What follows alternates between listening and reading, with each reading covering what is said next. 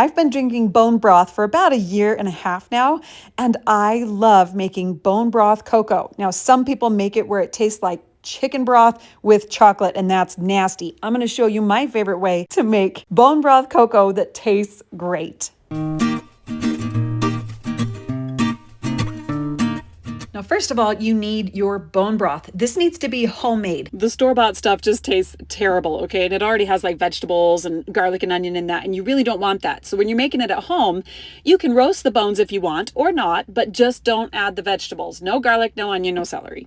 Now, if you need a reminder on how to make homemade bone broth, then I'll just put a link right here on the video and also down in the description. I will also be making a video on how and why to roast bones. So if you want to see that, make sure you subscribe. The second step is to make sure the bone broth is hot. And there are a few ways to do this. If you just made some fresh broth, you can ladle it straight out of the pot. Now, try not to get too much tallow when you do this. The tallow, if you don't know, is that oily layer that's on top. Having a little tallow in there is nice. It kind of acts as a creamer, but having too much feels like you're drinking straight butter. What I like to do is just kind of shake my spoon back and forth and then scoop up pretty quickly. And that usually helps get rid of a lot of the tallow from the top. And then I pour it right into my cup. Now, sometimes that means you're going to get little bits of meat or little bits of fat or whatever in the mug. That doesn't usually bother me because I love the nutrient content and all the vitamins and things I get from that. But if it bothers you, you're going to want to strain it. You can use just a regular fine mesh strainer, or you can use a coffee filter in a colander. Now, if you're using bone broth that you put in the fridge, the first thing you need to do is make sure that you scrape off that creamy layer of tallow off of the top. And when you do, just put it in a separate container, because I'm going to show you in some future videos how to render that tallow and turn it into creams and salves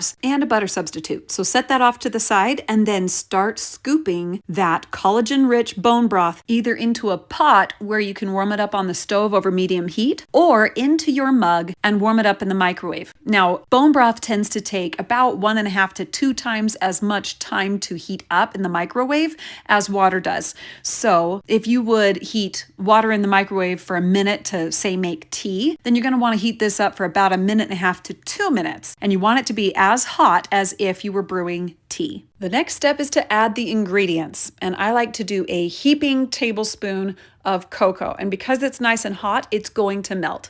It does take some time though. I find that bone broth, all of it seems to take longer. It takes longer to heat up, it takes longer to cool down, and it takes longer for things to melt than, say, water. And I think that's because bone broth has such a thickness to it and such a richness to it, so it takes a little bit of time, but it's worth it, trust me. Then I like to add my sweetener. I like to use honey, so I usually wait until I've got all the chocolate totally melted in there. It helps it cool off just a little bit so it doesn't totally cook the honey, but you still want it to be hot because it still needs to melt into the cocoa. So I will add 1, sometimes 2 scoops of honey depending on how sweet my sweet tooth is that day.